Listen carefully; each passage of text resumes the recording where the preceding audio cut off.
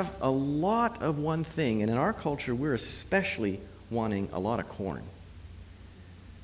You have to grow major, vast fields of corn. Corn is a very nutrient-hungry plant. And so to grow corn year after year, maybe interspersing some soybean in the mix, means that you're going to deplete the nutrient quality of your soil. And then to keep the fertility enough to grow the corn, you're going to have to apply lots of fertilizers. But when you're growing all these vast fields of corn, you get the invitation of pests, and so you got to use herbicides. And all of this chemical application to our land destroys soil fertility. And when we destroy soil fertility, lots of bad things happen. Right? It's not just that you get weaker plants, more prone to disease, but you also get plants that don't taste very good. And we know that the nutrient quality of many of our vegetables has plummeted, so that you can now actually buy an apple that has no vitamin C. Right? Amazing, isn't it? We've got trees growing apples in soil that is so bad, there's no vitamin C.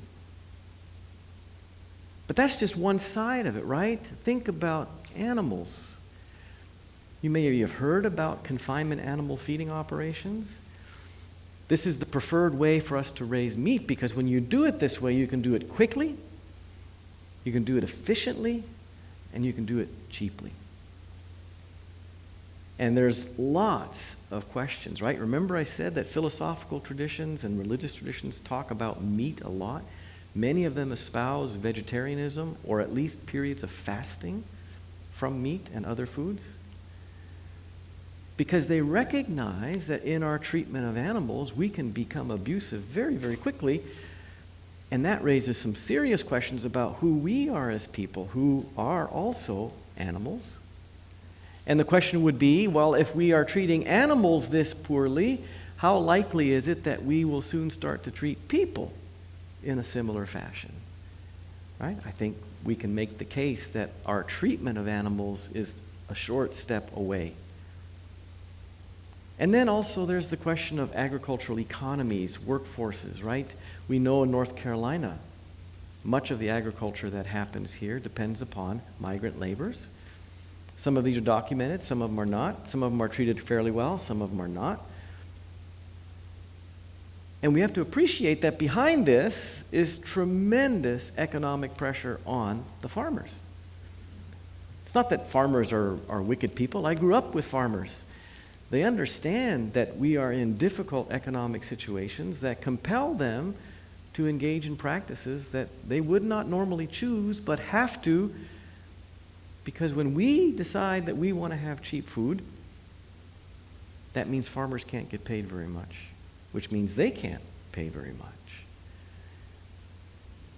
Now, why talk about this sort of cheap food? Well, it's not because I'm an advocate for expensive food, but I do want you to realize that today's American citizen, on average, spends about 10% of their income on food, which is the lowest percentage ever in human history.